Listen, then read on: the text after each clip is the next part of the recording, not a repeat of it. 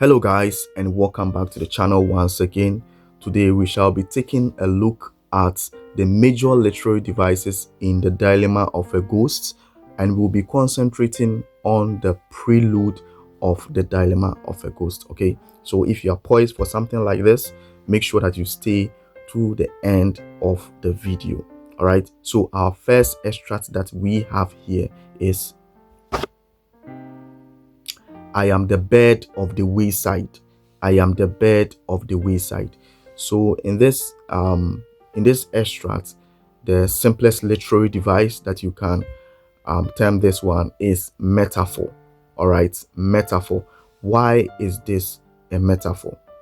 Okay, why is this a metaphor? So I, which is the personal, whether it is him or her, we don't know, but it's doing a comparison with a bird or the bird of the wayside. Okay, doing a comparison with the bird of the wayside without using like, as, or than. Okay, without using like, as, or than. So in this instance, we can clearly see that this is an instance of a metaphor. All right, let's move on to the next one. We have the next extract, the sudden scampering in the undergrowth. The sudden scampering in the undergrowth. So sudden and scampering.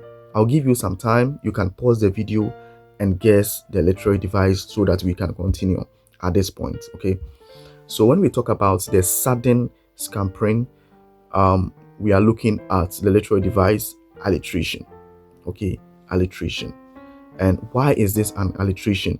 The reason why it is an alliteration is because an alliteration is defined as any literary device which occurs when we have initial consonant sounds that are being stacked together, okay, in a sentence or in a poem. Okay, so initial consonant sound, we have the sound s, okay, so we have sudden and then we have scampering. All right, when you put those two words close to each other, initial consonant sounds, okay, to each, you put them to each other, you put them close to each other, you have alliteration. All right, let's move on to our next extract. The next one we have, I am an asthmatic old hag. I am an asthmatic old hag. Here too, there is a comparison, okay, between the speaker and an asthmatic old hag. An old hag is defined as an old woman that is also ugly, okay, or witch-like. All right, an old hag. Okay, so asthmatic means that she's probably weak. All right, so a weak old witch, something like that. So here he's the speaker is comparing him or herself to an asthmatic old hag without the use of like, as, or than. Okay, so here we can safely say that our literary device here is a metaphor. All right, we have our next extract. We have they multiply faster than fowls.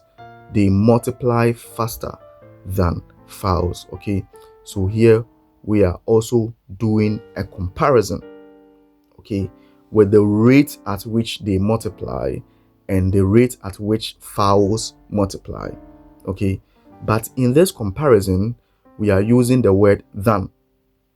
Okay, we are using the word than. So when we use the word than in a figurative manner to compare things, we have what we call simile. All right, we have what we call simile. So the literary device here is simile, comparison between two things using like, as, or than in a figurative way. Then we have the literary device simile. Let's go to our next extract. Okay, we are running forward, forward, forward. Okay, so you can still pause the video and try to guess the correct literary device. We are running forward, forward, forward. All right, so we have forward 3 times. Okay, so this one is very simple for every literature student. All right, this is called repetition. All right, so when we repeat words, okay, in a sentence, in a poem, in a chapter, or whatever, we term that literary, or we term that extract, or we say that the speaker or the writer or whatever is using the literary device repetition. Okay, so the appropriate literary device to use here is repetition. Okay, let's go to the next one. We have, I think this one was said by Ato, okay, as a compliment to Elali. Aren't you the sweetest and loveliest thing in Africa and America rolled together? Aren't you the sweetest and loveliest thing in Africa and America rolled together? Okay, so when you look at this one is a question, and there's actually a question mark at the end of the statement. Okay, but here this statement is a compliment. All right, it is not a literal question where you would expect an answer from the one being given this compliment, okay, which is Elali.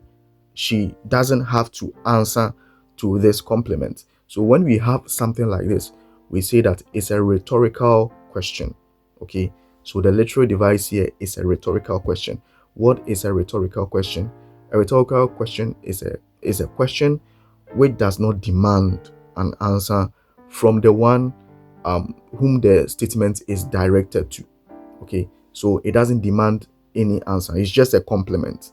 All right, so we can go to our next one. Okay, so the next one that we have here is, my darling, we are going to create a paradise with or without children.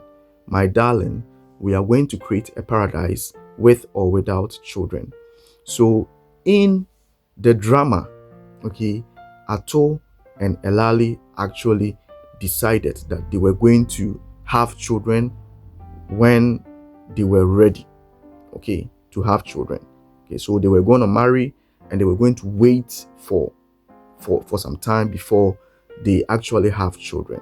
But Elali was worried about how Ato's family will react to this arrangement or to this news. Okay, so she was kind of worried, and Ato was trying to reassure her that, oh, my darling, we are going to create what? A paradise with or without children will be good. Okay, we are going to create a paradise. So here, the literary device here is a hyperbole. Okay, it's a hyperbole. Why? Because they are not going to create a paradise. The paradise is something that Ato is chipping in just to reassure her. Okay, and when we talk about hyperbole, we are talking about words of exaggeration. Okay, so this is like an overstatement, okay, an overkill.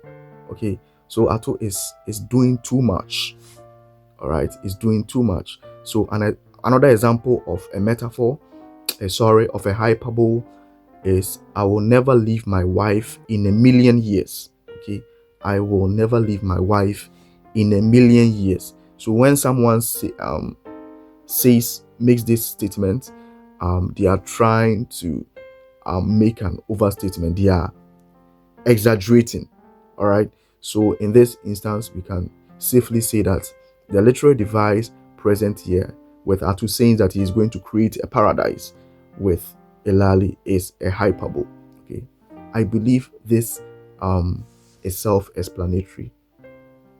All right, let's go to the next one. It says that, sure, this must be bliss.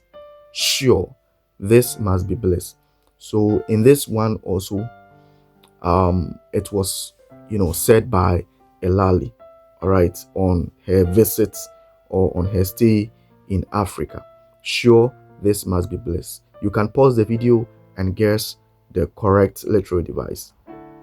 So here, the dominant literary device here is alliteration. Okay, it is alliteration. Why? Because of the be bliss. Be bliss. All right. So when we have initial, like we did the last time, when we have initial consonant sounds at the beginning of words that are placed close to each other, we have the literary device alliteration. Okay, so we have b sound and b sound. Okay, be blessed. All right, let's move on to the next one. Okay, so number 9, we have this running tap drawl gets on my nerves. This running tap drawl gets on my nerves. So when we talk about so this one was something that Ato said to Elali, because Elali was talking too much. All right, was talking too much, and Ato was like, this running tap drawl is getting on my nerves. All right, so what is Ato trying to say here? Ato is trying to make a comparison, okay, between how Elali speaks and also how a running tap, operates. Okay, so when you open a running tap, it flows continuously. Okay, and here Ato is trying to compare how the movement of a running tap to how Elali speaks. Okay, trying to insist that Elali talks too much. She never stops talking. Okay, she talks like a running tap. All right, something like that. So here there is a comparison, but we are not using like, as, or than. So the literary device here is a metaphor. All right, so the next extract that we have here is, and they acquire gold as if it were corn grains. And they acquire gold as if it were corn grains. So here we are doing a comparison, the manner with which they acquire gold and corn grains. Okay, the manner with which they acquire gold and corn grains. Okay, they are doing this. The writer is doing this comparison, and here we are using the word as. Okay, we are using the word as to make a comparison. So the appropriate literary device here to use is the simile. All right, it is the simile.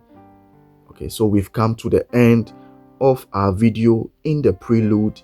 In the upcoming videos, we shall be looking at literary devices in Act 1, Act 2, Act 3, Act 4, and Act 5. So make sure that if you want or like a video like this, you stay tuned to this channel.